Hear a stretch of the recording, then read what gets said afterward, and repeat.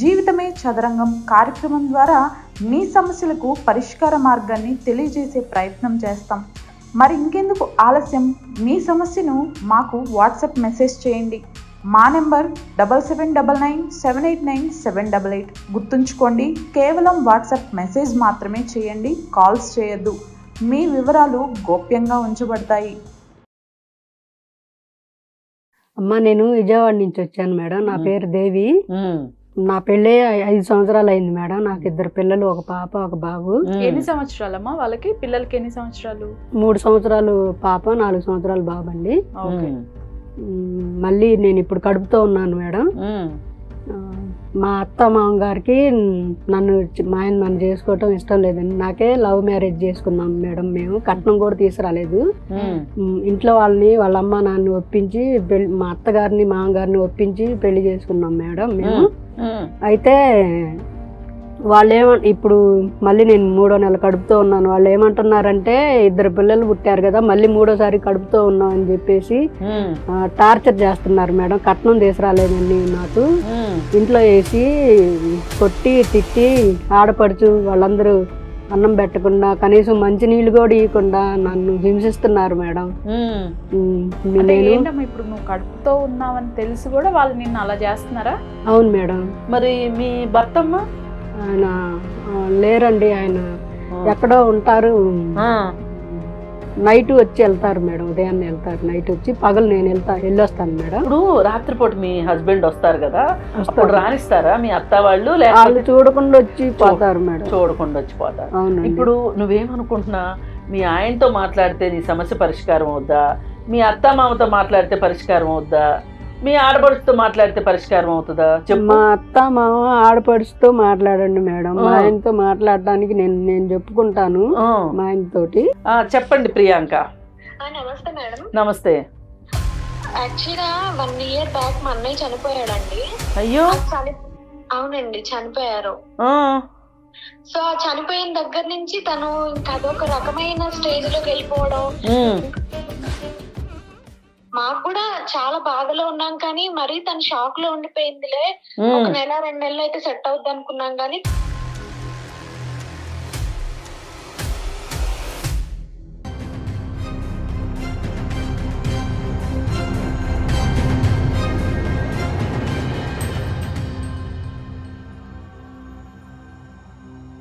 నమస్తే అండి, welcome to జీవితమే చదరంగం. మనతో family counsellor, social activist, political analyst Shri Krishnakumari గారు ఉన్నారు. మేడం నమస్తే. నమస్తే మేడం, అంటే మన నెంబర్కి, మనం డిస్ప్లే చేస్తున్న నెంబర్స్కి లాట్ ఆఫ్ ఎంక్వైరీస్. నేను ఆల్రెడీ చాలాసార్లు చెప్పున్నాను, మెసేజ్ చేస్తే వెంటనే రియాక్ట్ అవ్వటానికి ఛాన్స్ ఉంటుంది అని. బట్ చాలా వరకు ఏంటంటే ఆ చేయటం రాని వారు ఎక్కువ కాల్స్ ఎక్కువ చేయటం జరుగుతోంది. దానిలో ఈవిడ మేడం మనకి దాదాపు 2 నెలల నుంచి ఆవిడ కాల్స్ చేస్తూ ఉన్నారు. ఆవిడ నేను ఎన్నిసార్లు అడిగినా కూడా తన ప్రాబ్లము మీకే చెప్తాను అని చెప్పేసి చెప్పటం జరుగుతోంది. సో నేను ఫైనల్లీ వాళ్ళు పిలిపించాను మేడం. దేవి విజయవాడ నుంచి వచ్చారు. నమస్తే అమ్మా దేవి. నమస్తే మేడం. నమస్తే మేడం. కృష్ణకుమారి గారు, నువ్వు మాట్లాడతాను అని ఎప్పటి నుంచో కాల్ చేస్తున్నావు కదా, ఏంటి నీ సమస్య అనేది మేడంకి క్లియర్గా చెప్పమ్మా. సరే మేడం. అమ్మ, నేను విజయవాడ నుంచి వచ్చాను మేడం. నా పేరు దేవి. నా పెళ్ళి 5 సంవత్సరాలు అయింది మేడం. నాకు 2 పిల్లలు, ఒక పాప ఒక బాబు. ఎన్ని సంవత్సరాలమ్మా వాళ్ళకి? పిల్లలకి ఎన్ని సంవత్సరాలు? 3 సంవత్సరాలు పాప, 4 సంవత్సరాలు బాబు అండి. మళ్ళీ నేను ఇప్పుడు కడుపుతో ఉన్నాను మేడం. మా అత్త మామగారికి మా ఆయన నన్ను చేసుకోవటం ఇష్టం లేదండి. నాకే లవ్ మ్యారేజ్ చేసుకున్నాం మేడం. మేము కట్నం కూడా తీసుకురాలేదు. ఇంట్లో వాళ్ళ అమ్మ నాన్న ఒప్పించి మా అత్తగారిని మామగారిని ఒప్పించి పెళ్లి చేసుకున్నాం మేడం మేము. అయితే ఇప్పుడు మళ్ళీ నేను 3వ నెల కడుపుతో ఉన్నాను. వాళ్ళు ఏమంటున్నారంటే 2 పిల్లలు పుట్టారు కదా, మళ్ళీ 3వసారి కడుపుతో ఉన్నాం అని చెప్పేసి టార్చర్ చేస్తున్నారు మేడం. కట్నం తీసుకురాలేదండి నాకు. ఇంట్లో వేసి కొట్టి తిట్టి ఆడపడుచు వాళ్ళందరూ అన్నం పెట్టకుండా, కనీసం మంచి నీళ్ళు కూడా ఇవ్వకుండా నన్ను హింసిస్తున్నారు మేడం. ఇప్పుడు నువ్వు కడుపుతో ఉన్నావని తెలిసి కూడా వాళ్ళు నిన్ను అలా చేస్తున్నారా? అవును మేడం. కట్నం తీసుకురాలేదని చెప్పేసి నన్ను గొడవ చేస్తున్నారండి. వాళ్ళు కొట్టి తిట్టి హింసిస్తున్నారు మేడం. ఎవరెవరమ్మా? మా అత్త మామగారు మా ఆడపడుచు మేడం. మరి మీ భర్తమ్మ? ఆయన లేరండి, ఆయన ఎక్కడో ఉంటారు. నైట్ వచ్చి వెళ్తారు మేడం, ఉదయాన్నే వెళ్తారు, నైట్ వచ్చి పగలు నేను వెళ్ళొస్తాను మేడం. భోజనం పట్టుకెళ్తామా? అవును మేడం. కాదమ్మా, మీ హస్బెండ్ ఏం చేస్తుంటారు? రైస్ మిల్ లో పని చేస్తారు మేడం. రైస్ ఎక్కడ? విజయవాడలోనే? అవును మేడం. ఓకే. ఆయన ఎక్కడ ఉంటారు అసలు? ఊరు బయట ఉంటారు మేడం. రైస్ మిల్ లోనే ఉంటాడా? ఊరు చివరు ఉంటారు మేడం, ఊరు బయట ఉంటారు. అవును మేడం. అంటే అదే ఏంటంటున్నారు, రీజన్ ఏంటి ఊరు చివర ఉండటానికి? రీజన్ ఏంటమ్మా? అంటే మీరు వెళ్ళటం ఆయన రావటం అంటే ఇద్దరు కలిసి ఉండరా? ఇద్దరు పిల్లలు ఉన్నారని చెప్తున్నారు కదా. లేదు మేడం, పాప బాబు పుట్టిన దాకా బాగానే ఉన్నారు. ఇప్పుడైతే నైట్ వచ్చి వెళ్తున్నారు మేడం. పగలైతే నేను వెళ్ళి వస్తాను మేడం. పగలు మీరు ఎందుకు వెళ్తారు? అక్కడ ఉండి సాయంత్రం దాకా ఉండి వచ్చేస్తాను మేడం. ఇంట్లో అత్త మామూలు టార్చర్ తట్టుకోలేక నేను ఏం చేయాలో అర్థం కాక అట్లా వెళ్తుంటావు. అర్థం కాక. బాధపడకమ్మా. ఏం జరిగిందో చెప్పు, అసలు ఏంటి సమస్య ఏంటో చెప్పు. వాళ్ళు చేసే టార్చర్ తట్టుకోలేక మా ఆయన దగ్గరికి వెళ్ళి నా కష్ట సుఖాలు చెప్పుకొని సాయంత్రానికి వచ్చేస్తాం మేడం రోజు. మరి ఆయన ఏమంటారు? ఇప్పుడు నువ్వు చెప్తున్నావు కదా, ఇప్పుడు వాళ్ళ తల్లి తండ్రే కదా ఇలా చేస్తుంది, మీరు ప్రేమించి పెళ్లి చేసుకున్నారు కదా, మీ వారికి చెప్పినప్పుడు ఆయన స్పందన ఏంటి? ఆయన ఏం అనట్లేదా? ఏం మాట్లాడట్లేదా? వాళ్ళు ఏమంటారు మేడం, చేసుకునేటప్పుడే కట్నం 1 రూపాయి కూడా తీసుకురాకపోయినా ఓకే అని వాళ్ళు ఒప్పుకున్నారు. ఇప్పుడేమో గొడవ చేస్తున్నారన్నా కానీ ఆయన ఏం మాట్లాడలేకపోతున్నారు మేడం. నాకు న్యాయం జరగాలని చెప్పేసి నేను మీ దగ్గరికి వచ్చాను మేడం. అమ్మ, పుట్టింటి వాళ్ళు ఉన్నారా మీకు? లేరు మేడం. మా అమ్మ 25 సంవత్సరాలు అయింది మేడం. అయ్యో, నీ చిన్నప్పుడే చచ్చిపోయారనమాట. చిన్నప్పుడే. ఎవరు పెంచారమ్మా మరి? మా అక్క వాళ్ళ దగ్గర పెరిగాను మేడం. అక్క వాళ్ళ దగ్గర ఉంటుంటే ఈ అబ్బాయి నేను పొలం పనులకు పోయేదాన్ని మేడం. రైస్ మిల్లు మీదగానే పొలం పనికి వెళ్ళేదాన్ని నేను. రోజు వస్తా పోతా ఉంటే చూసి నువ్వే కావాలని చెప్పేసి నా వెంటబడి నన్ను వేధించి చివరికి మా ఇంట్లో వాళ్ళని ఒప్పించైనా నేను నిన్ను పెళ్లి చేసుకుంటానని చెప్పేసి ఇంట్లో వాళ్ళని ఒప్పించి పెళ్లి చేసుకున్నారు మేడం. నాకు 2 పిల్లలు పుట్టిన తర్వాత ఇంటికి రావటం మానేశారు, ఊరు బయటే ఉంటున్నారు మేడం. తల్లిదండ్రులకి ఆయనకి ఏమైనా గొడవ అయిందా? కాదమ్మా, అంత బాగున్నారు కదా మీరు, ఆయన ఇంటికి రావటం అసలు ఎందుకు మానేశారు? ఏదో ఒక కారణం ఉంటది కదా, ఎందుకు మానేశారు అసలు ఇంటికి రావటం? సంవత్సరం అయింది మేడం ఇంటికి రావట్లేదు. సంవత్సరం బట్టి ఇంటికి రావట్లేదు. ఆయన నైట్ మాత్రం వచ్చి వెళ్తారండి, పగలు నేను వెళ్ళొస్తాను మేడం అక్కడికి. నాకు అర్థమైందమ్మా, మీరు చెప్పేదంతా అర్థం అవుతుంది. నైట్ ఆయన వస్తారు, పగలు మీరు వెళ్తారు అనేది చెప్తున్నారు, కానీ ఎందుకు మానేశారు ఇంటి వైపు రావటం అనేది నాకు అర్థం కావట్లా. కాదమ్మా, నువ్వు బాధపడ, మాకు ఒక నిమిషం స్థిమిత పడమ్మా. దేవి, నువ్వు ఫస్ట్ ఏడవటం ఆపేసేయి. ఇప్పుడు నువ్వు చెప్పిందంతా మాకు అర్థమైంది. ఆయన ఎప్పటి నుంచి ఆపేశారు ఇంటికి రావటం? ఎప్పటి నుంచి ఆపేశారు? సంవత్సరం అయింది. కారణం ఏంటి? దానికి గల కారణం ఏమిటి? పోనీ మీ అత్త మామలతో ఏమన్నా మాట్లాడమంటావా? వాళ్ళకి పిలిచి మాట్లాడి నాకు న్యాయం చేయండి మేడం, నాకు నా పిల్లలకి న్యాయం చేయండి మేడం. ఇప్పుడు అమ్మ, పిల్లల్ని ఎలా చూస్తారు మీ అత్త మామ? పిల్లలతో బానే ఉంటారా? వాళ్ళంటే కూడా మీ అమ్మ కట్నం తీసుకురాగలేదు, ఊరకొచ్చి మా ఇంట్లో బడి తింటున్నారని చెప్పేసి పిల్లల్ని కూడా కొట్టి తిట్టి గొడవలు ఉంటారండి. పిల్లల్ని కూడా ఇబ్బంది పెడుతున్నారు మేడం. నన్ను కూడా కొట్టి గదిలో బంధించితే, అన్నం పెట్టకుండా నీళ్ళు ఇవ్వకుండా కొట్టి గదిలో బంధించితే నేను తప్పించుకొని మీ దగ్గరికి వచ్చాను మేడం. నాకు మరి రోజు పగలు మీ ఆయన దగ్గరికి వెళ్తానన్నావు కదా, ఎట్లా వెళ్తావు మరి? నడుచుకుంటే వెళ్ళొస్తాను మేడం. ఇప్పుడు రాత్రిపూట మీ హస్బెండ్ వస్తారు కదా, అప్పుడు రానిస్తారా మీ అత్త వాళ్ళు? వాళ్ళు చూడకుండా వచ్చి పోతారు మేడం. చూడకుండా వచ్చి పోతారు. ఇప్పుడు నువ్వేమనుకుంటున్నా, మీ ఆయనతో మాట్లాడితే నీ సమస్య పరిష్కారం అవుద్దా? మీ అత్త మామతో మాట్లాడితే పరిష్కారం అవుద్దా?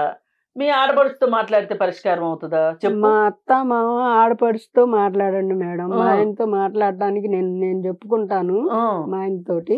నువ్వు ఫస్ట్ నుంచి అంటే వచ్చిన దగ్గర నుంచి అడుగుతున్నాం నిన్ను, ఆయన అసలు రావటం ఎందుకు మానేశారు? నువ్వు క్లియర్ గా మాకు అన్ని చెప్తేనే ఇప్పుడు మీ అత్త మామతో మాట్లాడాలి, మేము మీ హస్బెండ్ తో కూడా మాట్లాడతాము, నువ్వు చెప్పగలిగితేనే కదా మేము మాట్లాడటానికి అవకాశం ఉంటది, నువ్వేమైనా దాచిపెడుతున్నావా, ఆయన ఎందుకు రావటం మానేశారు అది చెప్పు ఫస్ట్, నాకు నైట్ సీక్రెట్ గా రావటం ఏంటి, సొంత భర్త. తెలియదు మేడం, నైట్ మాత్రం వచ్చి వెళ్ళిపోతున్నారు, ఉదయాన్నే వెళ్ళిపోతున్నారు ఇప్పుడు మేడం. సంవత్సరం నుంచి ఆయన రావట్లేదని చెప్పావు కదా, అవును ఈ మేడం. ఈ సంవత్సరం నుంచి ఆయన ఎందుకు రావట్లేదు, ఏం జరిగింది అనేది నాకు కావాలి, ఏమైంది అసలు? అంటే ఆ టైంలో ఏమైనా పెద్ద గొడవ జరిగిందా ఆయన రావటం మానేయటానికి ముందు? ఏమైందో దేవి, సడన్ గా రావటం మానేశారు మేడం, ఉన్నట్టుండి ఏం గొడవ మంచితనాన్ని అవ్వకుండానే బాగానే మానేశారు? అవునండి, బాగానే ఉండేవాళ్ళం మేము ఆ, ఇంట్లో. అత్తమామలతోటి బాగానే ఉండేవాడు, మా పిల్లలు మేము అందరం బాగానే చూసుకునేవాడు మమ్మల్ని. సడన్ గా ఒక్క రోజు నుంచి రావటం మానేశారు మేడం. ఓకే. చూడు ప్రసన్న, మేడం. ఇది ఈమె దగ్గర ఇంతకంటే ఇన్ఫర్మేషన్ లేదు, ఏం చెప్పలేకపోతుంది. మరి కుటుంబం అన్నాక ఏవో ఉంటాయి కదా, వాళ్ళ అత్తతో మాట్లాడదాము. ఓకే. మాట్లాడితే మనకి క్లారిటీ వస్తుంది. ఎందుకంటే సమస్య ఒకవైపు విని మనం మాట్లాడలేము, రెండు వైపులా వినాలి. అసలు వాళ్ళు ఏం చెప్తారు, ఇప్పుడు ఈమెను ఇంత టార్చర్ చేయడానికి కారణం ఏంటి, ఒకవేళ అవసరమైతే ఇంత టార్చర్ చేసినందుకు వాళ్ళని చట్టం దృష్టికి కూడా తీసుకెళ్దాము. ఎందుకంటే ఇప్పుడు ఎవరైతే బాధితురాలు ఉందో అది మనకు ఆమె చాలా ఇంపార్టెంట్. ఈమెకి తగిన న్యాయం చేయాలి అంటే వాళ్ళు ఏం చెప్తారో కూడా వినాలి. వాళ్ళు ఏదైనా కొంచెం అటు ఇటు మాట్లాడారనుకోండి, వెంటనే నేను పోలీసుని పిలిపిస్తా. అంటే నేను ఫస్ట్ నుంచి తనని అడుగుతున్నాను మేడం, ఈ ఎపిసోడ్ స్టార్ట్ అవ్వక ముందు కూడా వాళ్ళ డీటెయిల్స్ అడుగుతున్నాను, బట్ ఆవిడ చెప్పట్లేదు. అమ్మ ఇప్పటికైనా వాళ్ళ డీటెయిల్స్ చెప్తే అట్లీస్ట్ వాళ్ళ ఫోన్ నెంబర్ చెప్తే మేము మాట్లాడతాం. ఎవరితో మాట్లాడమంటావు చెప్పు, మీ భర్తతో మాట్లాడమంటావా? కాదు, అసలు అంత ప్రేమించిన అతను, నాకు ఇక్కడ కొన్ని డౌట్స్ ఉన్నాయి మేడం. ఆవిడ వచ్చిన దగ్గర నుంచి కూడా వాటికి సమాధానం చెప్పట్లా. ప్రేమించిన అతను ఏమన్నాడు అంటే కూడా ఆవిడ దానికి సమాధానం చెప్పట్లేదు. వాళ్ళ డీటెయిల్స్ అసలు తను ఒక బాధలో ఉందమ్మా, తను మొత్తం వ్యక్తం చేసే పరిస్థితిలో కూడా లేదు. తను ఒక రకంగా మనం కాంటాక్ట్ చేయగలం. అమ్మ మీ అత్తగారిదో మీ భర్తదో ఫోన్ నెంబర్ అయితే కావాలమ్మా మాకు, లేనిదే మేమేం చేయలేము నీ గురించి. చెప్పమ్మా దేవి, ఎవరితో మాట్లాడమంటావో? ఇప్పుడు నీకు న్యాయం చేయాలి అంటే వాళ్ళతో మాట్లాడకుండా అయితే ఇది అవ్వదు. ఓకే, నువ్వు చెప్పిన దానికి ఒక్కదానికైతే అవ్వదు. దేవి ఇటు చూస్తున్నావా? చెప్పండి. అవునమ్మా, ఫోన్ నెంబర్ ఇవ్వు, మాట్లాడతాం కదా. నువ్వు ఉపశమనం కోసమే కదా మా దగ్గరకు వచ్చావు. నాకు న్యాయం జరగాలి. అవునమ్మా, నీకు న్యాయం జరగాలి, నీకు మనశ్శాంతి రావాలి, అసలు ఈ సమస్యల్లోంచి బయటపడాలి, నువ్వు నీ భర్త నీ పిల్లలు కలిసి ఉండాలి. ఇవన్నీ జరగాలి అంటే ఇప్పుడు వాళ్ళతోటి మేము మాట్లాడితేనే ఏమైనా చేయగలుగుతాం. వాళ్ళ నెంబర్ ఇవ్వు, ఫోన్ నెంబర్ ఇవ్వు. ఇప్పుడు వాళ్ళు ఏదో అంటారేమోనని భయపడుతున్నావేమో. ఏంటి ప్రాబ్లం ఏంటి చెప్పు, క్లియర్ గా చెప్పు ఒక్కసారి. ఇప్పుడు ఎవరితో మాట్లాడమంటావు, వాళ్ళ డీటెయిల్స్ చెప్పు. పోనీ అత్తయ్య మామయ్యతోనే మాట్లాడతాము, వాళ్ళ పేర్లు ఎవ్రీథింగ్ చెప్తుంది మేడం. అసలు మనం చాలా గోప్యంగా ఉంచుతాం, వివరాలు ఎవరికి చెప్పము. అసలు ఎక్కడ ఆలోచిస్తున్నావు, ఏమైంది దేవి? అదే మేడం, నాకు న్యాయం చేయండి మేడం. నాకు ఫోన్ నెంబర్ కావాలి తల్లి. వాళ్ళెవరో మాకు తెలిస్తేనే కదా మేము మాట్లాడగలుగుతాము. ఇప్పుడు ఎలా మాట్లాడమంటావు మమ్మల్ని చెప్పు. నువ్వు వాళ్ళ డీటెయిల్స్ చెప్పకుండా, ఎవరివి చెప్పకుండా నీకు న్యాయం కావాలంటే ఎలా న్యాయం చేస్తారు మేడం? నాకు ఇంట్లో బాగా ఇబ్బంది పెడుతున్నారు. అవును, కరెక్టే. కాదమ్మా, నువ్వు ఫోన్ నెంబర్ ఇవ్వు. నువ్వు భయపడకు, వాళ్ళు నిన్నేమన్నా అంటారని భయపడుతున్నావా? వాళ్ళు ఏమన్నా అంటే మేము చూస్తా ఊరుకుంటామా? ఇప్పుడు ఇక్కడికి వచ్చావు కాబట్టి నీ బాధ్యత మాది, నీ సమస్య మాది. అర్థమైందా దేవి? ఫస్ట్ ఏడవటం ఫస్ట్ కొంచెం నార్మల్ అవ్వండి. దేవి ఇటు చూడండి ఒక్కసారి. మీరు చెప్పేశారు కదా ప్రాబ్లం అంతా, మేడం విన్నారు కదా, మీరు చెప్పిందే చెప్తున్నారు తప్పితే మేము అడిగిన దానికి మీరు ఎంతసేపు సమాధానం చెప్పట్లేదు. ఇలా అయితే ఈ సమస్య పరిష్కారం అవ్వదు. ఒకటి మీ భర్త ఫోన్ నెంబర్ అయినా చెప్పండి, లేదు అత్తమామలదైనా చెప్పండి, ఫోన్ చేసి మాట్లాడతాం ఏంటి అనేది, ఎందుకు ఇలా చేస్తున్నారు అనేది అడుగుతాం. ఇప్పుడు నువ్వు న్యాయం కోసమే కదా వచ్చావు. నువ్వు సహకరించకపోతే మేము ఎట్లా న్యాయం చేస్తాం చెప్పమ్మా. నీకు చెప్పమ్మా, ఫోన్ నెంబర్ చెప్పండి ఒక్కసారి, నేను కాల్ చేస్తాను. దేవి ఇది చూడమ్మా మేడం, నువ్వేం భయపడకమ్మా, మేము ఉన్నాం కదా నీకు. నంబర్ చెప్పు వాళ్ళది. నాకు బాగా టార్చర్ చేస్తున్నారు మేడం, నాకు న్యాయం కావాలి మేడం.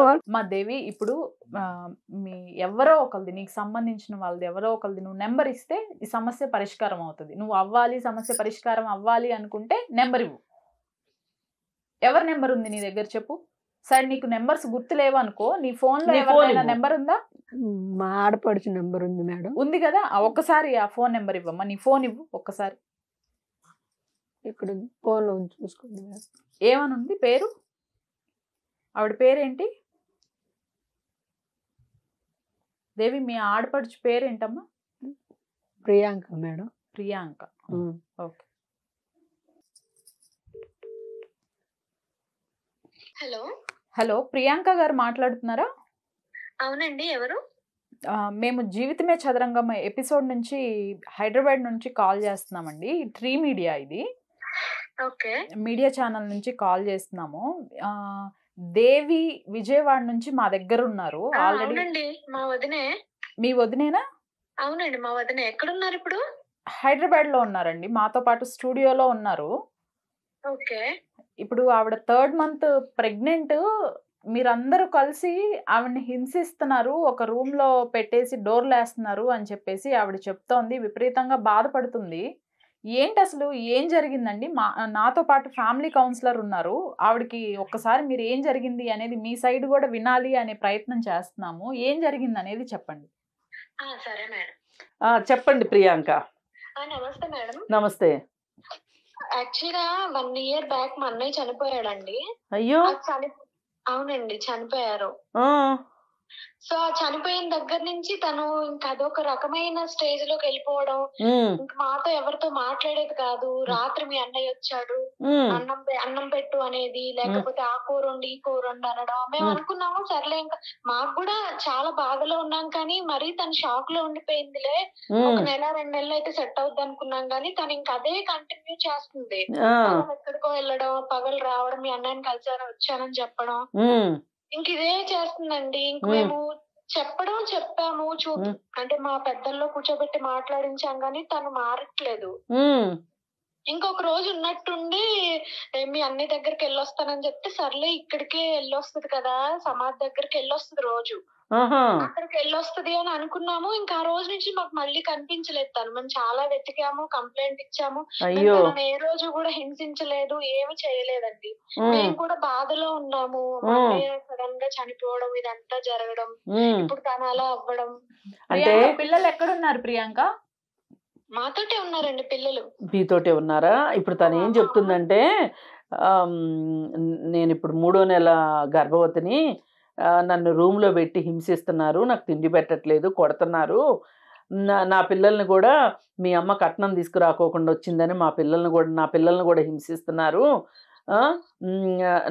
నా భర్త ఏమో ఎంతో ప్రేమగా ఉండేవాడు, మాది ప్రేమ వివాహం, ఆ పెళ్లి ఇష్టం లేక మమ్మల్ని ఇట్లా విడదీసేస్తున్నారు వీళ్ళు, అది ఇది అని చెప్తున్నారమ్మా.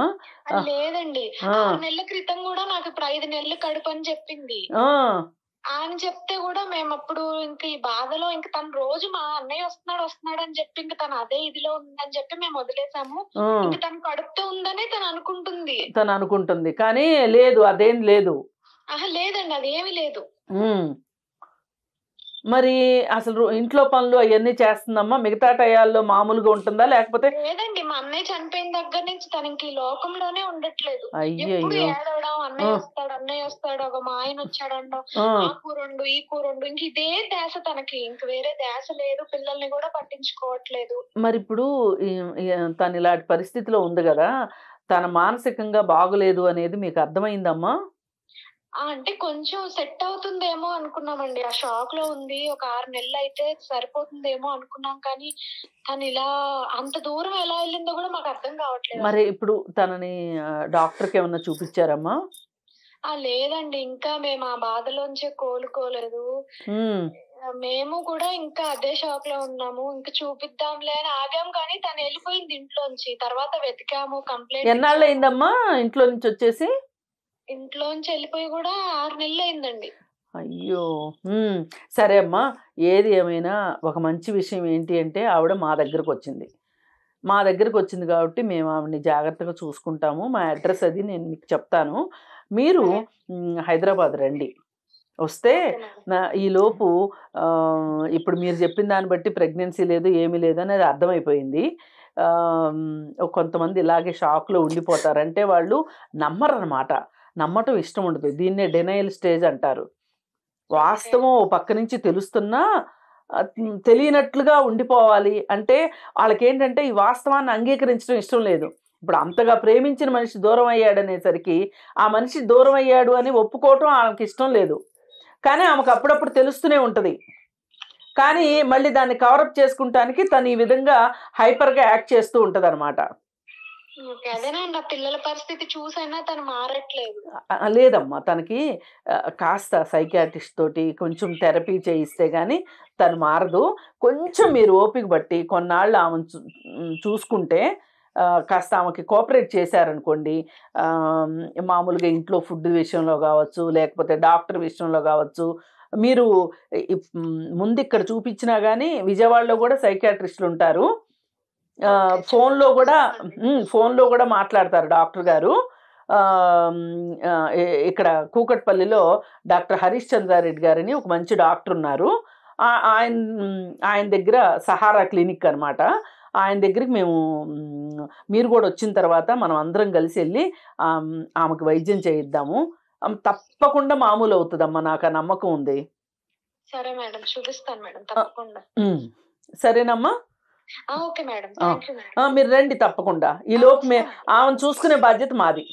Okay, thank you madam. Okay అమ్మా, ఓకే ఓకే ఓకే. ఇది ప్రసన్న అసలు విషయం. అందుకే తను ఏమీ చెప్పలేకపోతుంది దాని నుంచి. నేను ఆల్మోస్ట్ ఫోన్లో చాలా సార్లు అడిగాను తను. ఎన్నిసార్లు అడిగినా కూడా తను ఇదే విధంగా ఏడుస్తూ ఉండేది. నాకే చాలా బాధ అనిపించింది. ఇప్పుడు వాళ్ళ సైడ్ కాల్ చేస్తే గానీ విషయం అర్థం కాలేదు. అవును, అందుకే ఎప్పుడైనా సరే మనం కౌన్సిలింగ్ చేసేటప్పుడు కూడా ఏకపక్షంగా చేయకూడదు. ఒకళ్ళు చెప్పారు అని చెప్పి అదే అంతా వాస్తవం అని, అంటే వీళ్ళు చెప్పే అబద్ధాలని కాదు. అసలు విషయం తెలియాలి అంటే రెండో పక్షంతో కూడా మాట్లాడాలి, రెండో పార్టీతో కూడా మాట్లాడితే అది మనకి ఇన్పుట్స్ అంటారు దీన్ని. ఓకే మేడం, తన కండిషన్ కూడా చెప్తున్నాను మీకు. అంటే ఎంత బాధలో ఉందో అనుకున్నాను కానీ పొద్దుటి నుంచి ఉదయం ఎప్పుడో వచ్చింది మేడం, ఏమైనా తిన్నావా లేదా అంటే దానికి కూడా సమాధానం చెప్పలేదు. నేనైతే టీ కాఫీ అట్లాంటివి తెప్పించి ఇస్తూ ఉన్నాను. ఇప్పటి వరకు ఏడుస్తూనే ఉంది. అంటే ఒక అరగంటకు ఒకసారి ఏడుస్తుంది, మళ్ళీ నార్మల్ అవుతోంది. అవునమ్మా, తన మానసిక పరిస్థితి అలా ఉంది. ఇప్పుడు నాకు కూడా ఒక కేసు తెలుసు. ఏంటి అంటే ఇది ఒక రకమైన మానసిక పరమైన ఇబ్బంది అనమాట. అయితే జబ్బు అనగానే చాలా మంది భయపడతారు. మనం బీపీ షుగరు ఎట్లానో మానసిక సమస్యలు కూడా అంతే, వాటిని కూడా మనం అలాగే తీసుకోవాలి. కానీ చాలామందికి అవగాహన లేక ఏమనుకుంటారు అంటే ఇంకా వీళ్ళకి పిచ్చి, ఒకసారి ఇలా వచ్చిందంటే ఇంకా తగ్గదు, దెయ్యం పట్టింది అని మంత్రగాళ్ళతోటి మంత్రాలు వేయించడం, ఇవి చేతబడి చేయించారు ఎవరో అని చెప్పి చేతబడికి విరుగుడు చేయించటం, ఇట్లా డబ్బులన్నీ అంటే చదువుకోనోళ్ళే కాదు, చదువుకున్నోళ్ళు కూడా చేస్తారు ఇట్లా. ఒకసారి ఏమైందంటే ఇలాగే చేస్తూ ఉంటే డాక్టర్ దగ్గర తీసుకెళ్తే నన్ను సలహా అడిగితే నేను మన డాక్టర్ గారి ఇందాక చెప్పిన హరీష్ చంద్రారెడ్డి గారి దగ్గరికి పంపిస్తే ఆయనకి ఎందుకో డౌట్ వచ్చి ఎంఆర్ఐ తీయించారు. తీస్తే అమ్మాయికి మెదడులో కణితి ఉంది. ఆ సర్జరీ అయిపోయింది, ఆ కణితి తీసేశారు. ఇప్పుడు ఆమె క్వైట్ నార్మల్ అయిపోయింది అనమాట. అంటే పాత రోజుల్లో ఎలా ఉందో అలా అయిపోయింది. ఇంకొక కేసు ఇట్లాగే, ఆమె నాకు ప్రెగ్నెన్సీ అని చెప్తుంది. ఎన్ని రోజుల నుంచి చెప్తుందో తెలుసా మీకు? దాదాపు 9 సంవత్సరాల నుంచి చెప్తుంది నాకు ప్రెగ్నెన్సీ అని. కానీ ఆవిడ బాగా చదువుకున్న ఆవిడ, మరి తెలివి తక్కువదా అంటే అది కాదు. నేను ఇంకా ప్రెగ్నెన్సీతో ఉన్నాను, కానీ ఈ ప్రెగ్నెన్సీకి నా భర్త కారణం కాదు అంటది. ఓకే, అడిగితే ఎవరు కారణం అనుకుంటున్నారు అంటే చెప్పదు. ఇప్పుడు డాక్టర్ తోటి మాట్లాడితే డాక్టర్ గారు ఈ డాక్టర్ గారి హరీష్ చంద్రారెడ్డి గారి ట్రీట్మెంట్ ఇచ్చారు. ఇచ్చి ఆవిడకి చదువుకున్న ఆవిడ కాబట్టి ఆవిడకి బాగా విషయం అంతా ఎక్స్ప్లెయిన్ చేసి, అమ్మ ఇది నువ్వు మానసికంగా నువ్వు సరిగా లేవు, అందుకే నువ్వు అంటే తనకి పిల్లలు లేరు, అందుకని తను అది ఊహించుకుంటుంది. ఇప్పుడు ఈమెకి భర్త లేడు, చనిపోయాడు. కానీ ఆ భర్త చనిపోయాడు అనే సంగతి ఆమె ఒప్పుకోవటానికి ఆమె మనసు అంగీకరించట్లా. ఆ చనిపోయిన దృశ్యం చూసి షాక్లోకి వెళ్ళింది.